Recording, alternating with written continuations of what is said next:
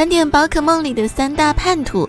在宝可梦里，每个属性都能够互相克制或免疫，但随着宝可梦数量的增加，越来越多的宝可梦出现了属性互克的搭配。如果低调点或许没人注意，但有些宝可梦的出镜率却非常的高，吃过亏的玩家自然是怒骂其叛徒。今天我们就来盘点一下宝可梦里那些比较知名的叛徒们。1. 七夕七鸟。说到叛徒，首先很多人想到的都会是被称为龙系叛徒的七夕青鸟。毕竟在第6世代前，宝可梦世界都是龙系的天下，而七夕青鸟虽然长得像鸟，但却也实实在在享受龙系优良的打击面和抗性。当然说是这么说，实际上它都快被列为龙系之耻了。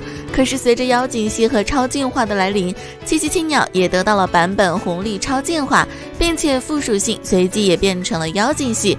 恰好从这个时代开始，龙系不仅被妖精系克制，招式还会直接无效，让不少昔日龙系霸主是叫苦连天。于是既有龙系也有妖精系的超级七夕青鸟就被惦记上了，再加上它的特性妖精皮肤能够让一般系招式变成妖精系，并且得到威力提升，立马就坐实了叛徒之名。2. 苍响。前面说了龙系叛徒七夕青鸟叛变妖精系，而妖精系里同样也有几个叛变刚系的宝可梦，当然他们每一个都非常有名，其中名声最大的就是神战最热门的剑之王苍响。苍响在没有变身前是正儿八经的纯妖精系宝可梦，但是在变身后就多出了妖精系最大的克星刚系。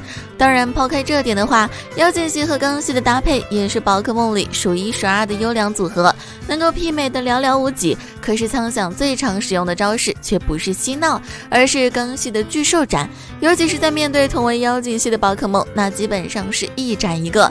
这也让曾经在第6世代叱咤风云的哲尔尼亚斯稳坐冷板凳。当然了，巨兽斩强的地方除了能对付妖精系外，还可以对极巨化的宝可梦造成双倍伤害。只可惜这只是版本限定，到了第9世代苍响回归后，也不知道巨兽斩又会面临什么样的改动了。3. 海兔兽。海兔兽是水系地面系的宝可梦，本来这没有什么，毕竟拥有这样属性的还有巨爪怪和蟾蜍怪这些宝可梦，但海兔兽能够从中脱颖而出的，除了优秀的抗性和耐久外，最关键的还是特性饮水。也因为有这个特性，所以只要队伍有水系输出宝可梦，那基本都不会考虑带上它。毕竟这个特性厉害的地方就是能够把水系招式吸收，然后提升自身特攻。当然了，像是群攻的招式就只能吸收一边，队友该被揍还是得被揍。可尽管如此，对手也不敢轻易白送海兔兽特攻，毕竟能针对他的就只有草系技能了。于是作为一只水系地面系的宝可梦，海兔兽就常常出现在擎天队里，主要用来针对雨天大哥盖欧卡，毕竟单打独斗盖欧卡真的对他没半点办法。再加上海兔兽基本不带水系招式，所以被称作是水系叛徒也完全合情合理。